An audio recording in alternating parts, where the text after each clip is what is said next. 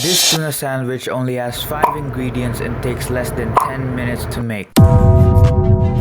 So go ahead and get yourself canned tuna, bread, mayonnaise, a small onion, and any seasoning that you want. Me personally, I just like salt. First thing you want to do is strain your tuna. You want to make sure that it's super dry, and you can even use a spoon if you want to.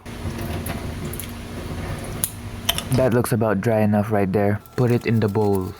Now it's time that we dice our onions. Make sure you're holding your knife properly with your index and thumb holding the blade while the rest of your fingers are wrapped around the handle. Try to make it super tiny.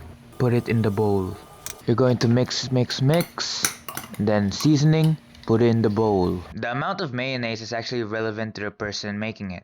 Some people like their tuna sandwich wet, some people like their tuna sandwich dry. I like mine a little bit more wet, so I decided to put even more mayonnaise. Alright, go ahead and start mixing that once you've decided how much mayonnaise you're going to put in it.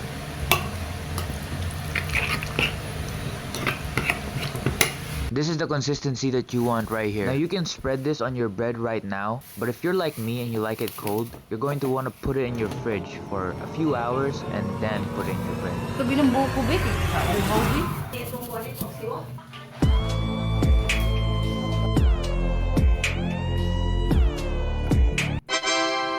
I couldn't say a word. It tasted good. Okay, it only had 5 ingredients, but it tasted good.